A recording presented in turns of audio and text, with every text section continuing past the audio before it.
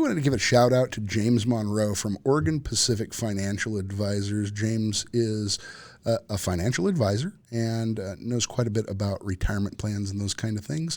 And he helps us out. He helps make some of this possible. And you have some experiences with him, don't you, Addison? Yeah, he's my financial advisor. He's fantastic. He keeps me in check.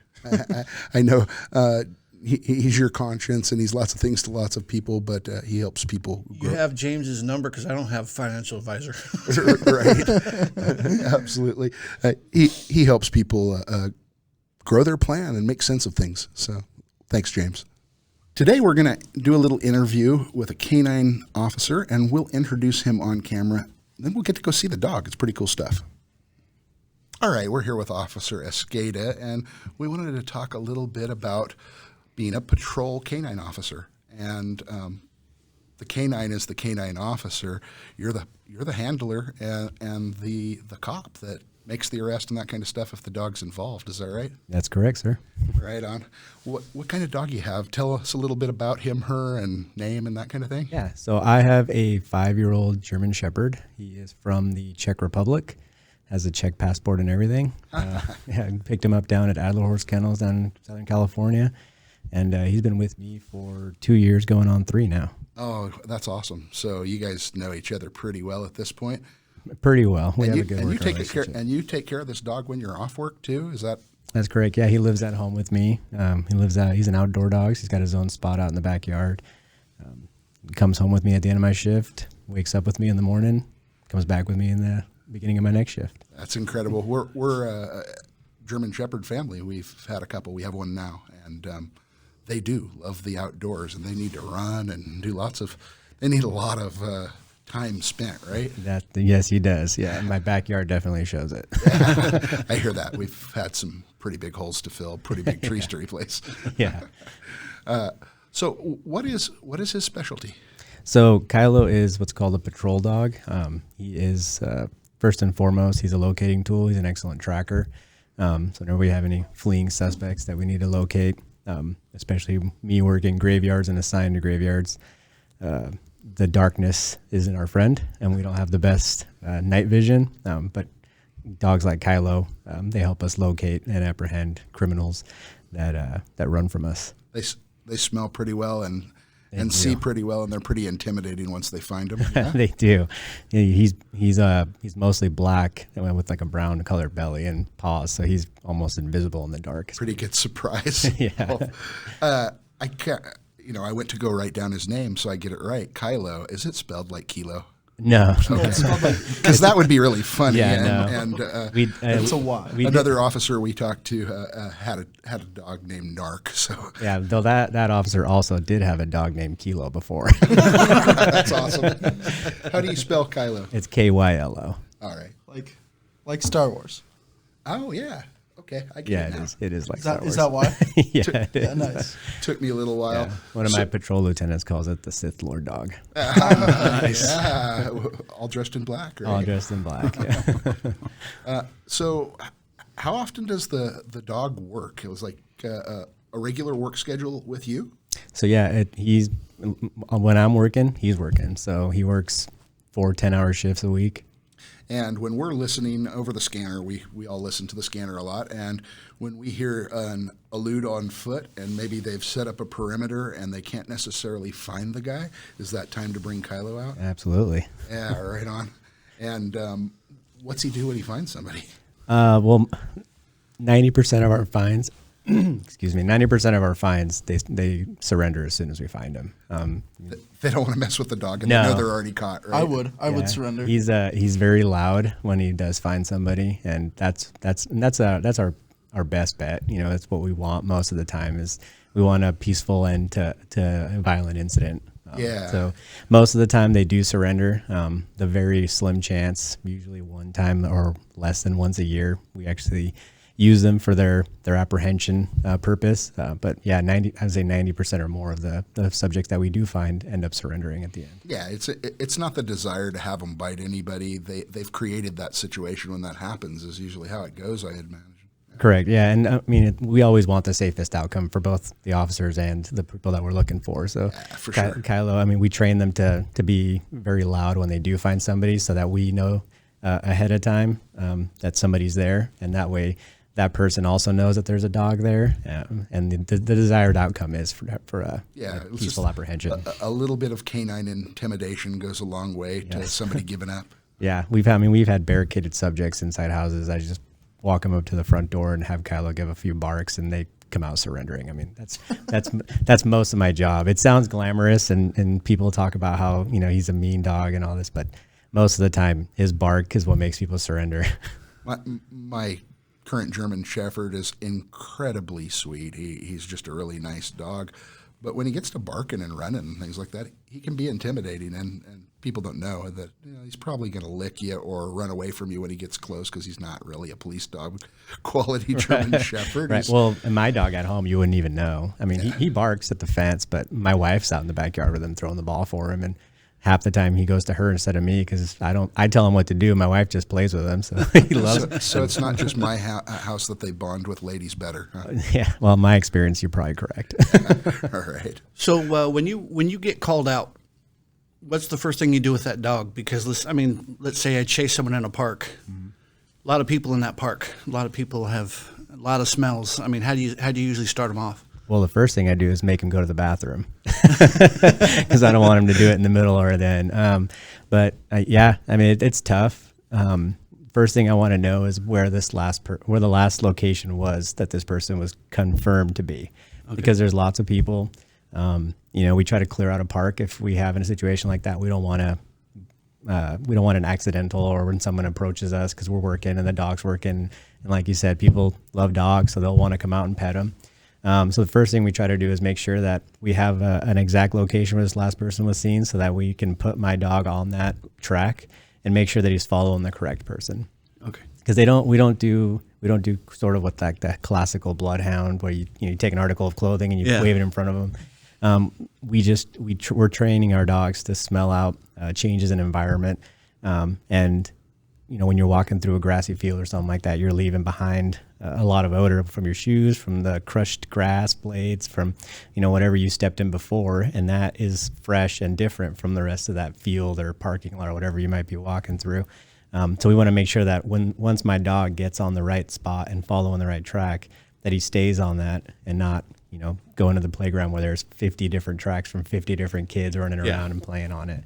So it's really important for us as handlers to make sure that we start them off correctly, so that they're on the right one and we're not just kind of walking around a park nonsense. Now if I'm running and I'm scared, is my scent going to be stronger than other people's? Or so yeah, there's a couple of terms for it. The most common one that I've heard is it's not scientific at all, but it's called like a fear scent. Mm-hmm. You're breathing a lot, you're sweating, you're perspiring, your clothes is getting sweaty, and that puts off a lot of odor. And there's some other scientific things that I can't remember right now, but you do put off a lot of odor when you're afraid, just by nature. When your heart's racing, you're breathing heavy, you're sweating, all that definitely puts out a different odor.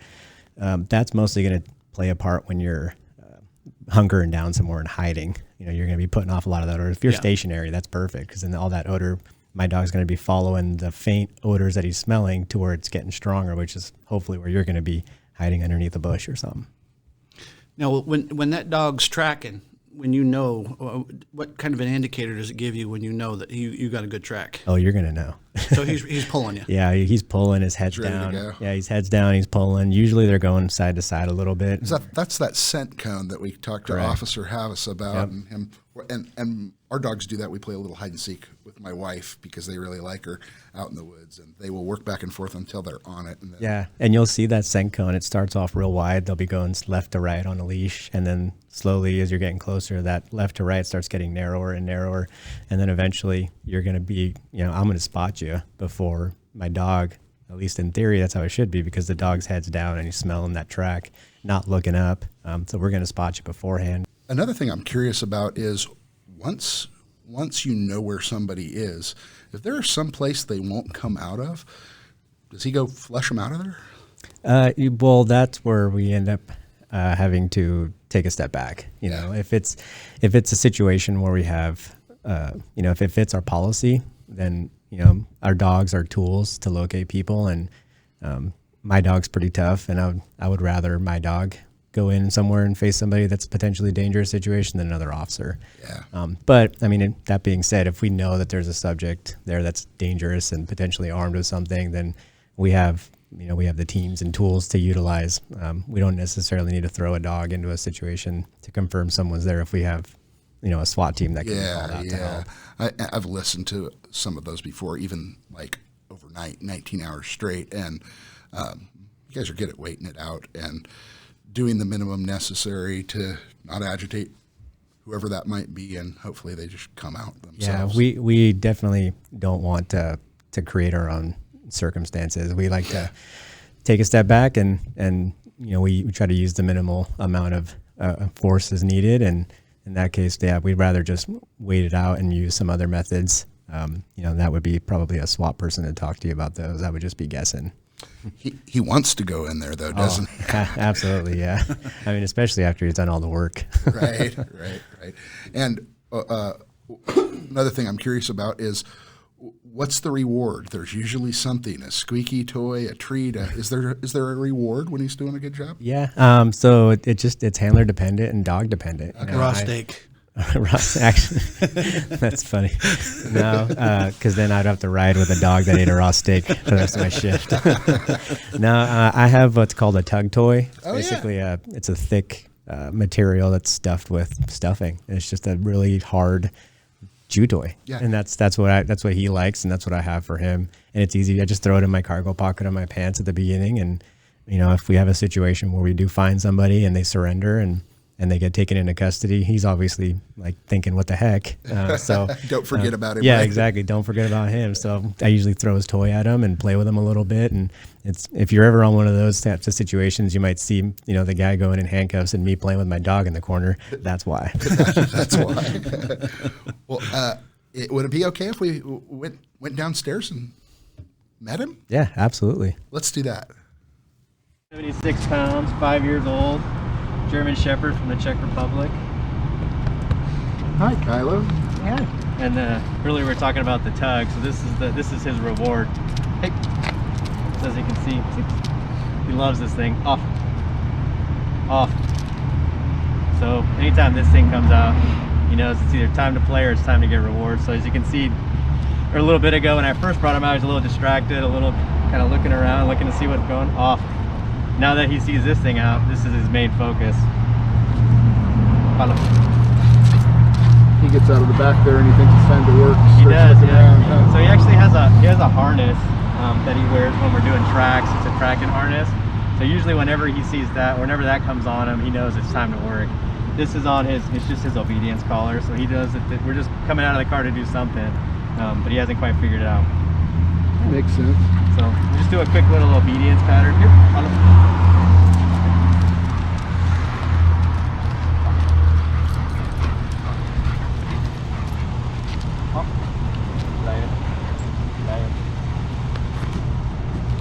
Off. And now he's pretty focused on me, especially when he sees me grab this.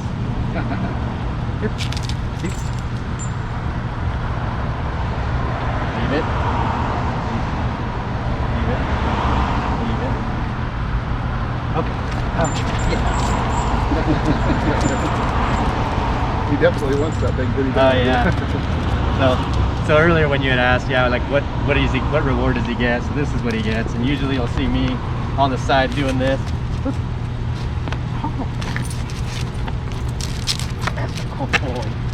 Giving him his treat at the end of the day. Yeah. At the end of the day, I mean, they're dogs. They love to play.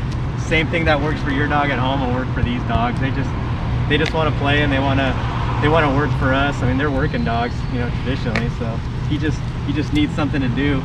Huh. Yeah. Oh, he's great. Yeah, I mean, he's pretty stable. I mean, you could come over and pet him if you wanted to. He's Love pretty. to. He's just a friendly dog. Oh, you get your scent all over me. My dogs will be smelling me all night. He's a happy guy. Yeah, I mean, these dogs get kind of a bad rap because of what they do, you know, 1% of the time, but Yeah. They're dogs. All they want to do is play. Yep. And They like to protect their area too, I noticed. yeah, and even the apprehension part of it, for them, they're not trying to injure or hurt. It's a game, It's part of the game. We train them. It's a game to them. It's work. They're doing what we ask them to do. Yeah. It's not like he's just out to hurt people. No, not at all. So yeah, they're Seems great. pretty darn friendly. Oh yeah, he's great. And like I said, my wife will play with him at home and throw the ball for him. It's just about yeah, it's probably the best thing you can do as a cop, I think. Yeah, right? Yeah, I love my dogs and I work from home. I'm with them all day and they're just great friends. Oh yeah, they're great. Yeah. All right, ready? Always eager to please. Always. Always there for you. Always, yeah. Hard to find a drinking buddy like that, that's for sure. He doesn't drink.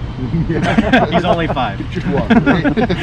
Still too young. 5 years Still too old? young. Yeah, he's 5 years old. Yeah, he turns 5 this year. Nice. Yep.